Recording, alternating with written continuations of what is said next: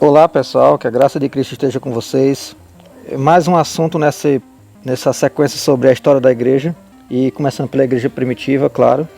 Nós vamos falar sobre a visão da igreja primitiva, sobre o milênio e o pré-tribulacionismo. Essas coisas elas eram ensinadas, elas eram faladas, elas eram defendidas no período da igreja primitiva. Então a gente vai saber sobre isso. O pré-tribulacionismo era defendido nos primeiros séculos, o milênio literal era defendido nos primeiros séculos. Então a gente vai entender hoje nesse vídeo, que é mais um vídeo dessa sequência. Então deixa o teu like, deixa a tua inscrição se você não é inscrito, deixa o compartilhamento para o canal alcançar mais pessoas e bora para mais esse vídeo.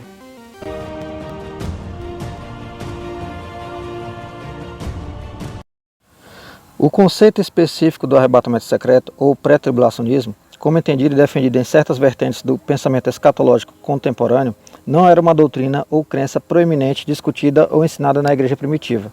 As opiniões e interpretações sobre os eventos finais, como o retorno de Cristo e a ressurreição dos mortos, variavam entre os primeiros cristãos. Alguns acreditavam em uma ressurreição geral e evento de julgamento no final dos tempos, enquanto outros enfatizavam a esperança na vida eterna em Cristo e na participação do reino de Deus. Então, as ênfases e os pensamentos que existiam no período da igreja primitiva era sobre o advento final.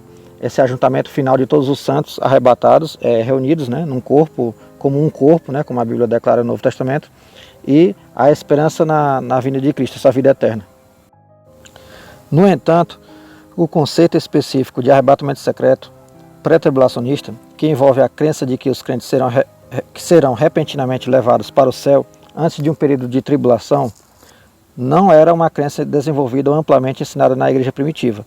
O desenvolvimento de doutrinas e crenças escatológicas mais elaboradas, incluindo as diferentes visões sobre o arrebatamento, ocorreu em momentos posteriores da história da igreja e em contextos teológicos e culturais diferentes. Então isso foi ao longo dos séculos, já há muito tempo depois.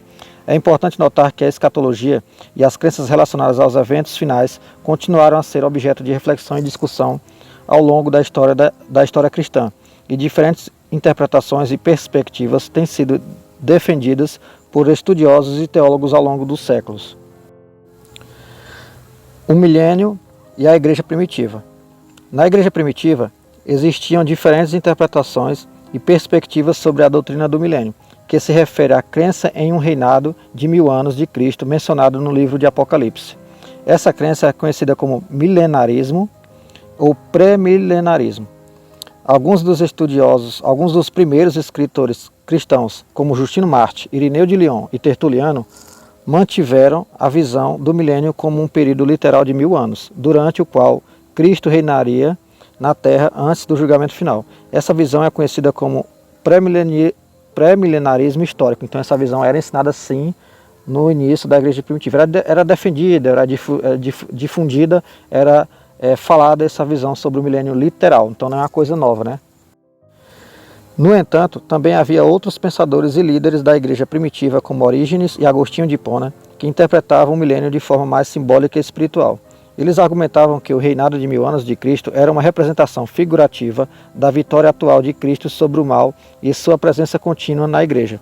Essas diferentes visões sobre o milênio coexistiram na igreja primitiva, sem que houvesse um consenso claro ou uma posição oficialmente defendida. A visão predominante do milênio na igreja primitiva não era uniforme.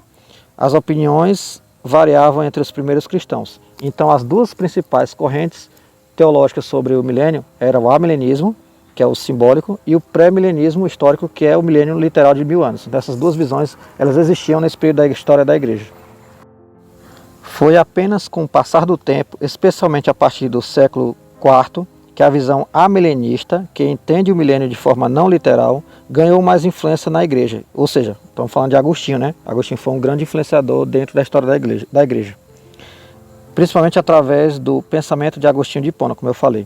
O amilenismo se tornou a posição dominante do catolicismo romano e na igreja ortodoxa, enquanto o pré-milenarismo histórico encontrou mais adesão em certas correntes do pensamento protestante e foi ganhando mais força agora, já nos nossos tempos contemporâneos, entre os pentecostais e outras tradições dentro do cristianismo, e também os que hoje são conhecidos como neopentecostais, mas principalmente os pentecostais, que é quem abraçaram mais o pré-milenismo, apesar de que tem pessoas do meio reformado que também abraçam o pré-milenismo histórico.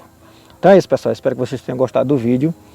Deixa o like no vídeo, deixa a inscrição, compartilha o vídeo para alcançar mais pessoas, deixa o teu comentário também. E não se esqueça, somos um em Cristo e fica com Deus.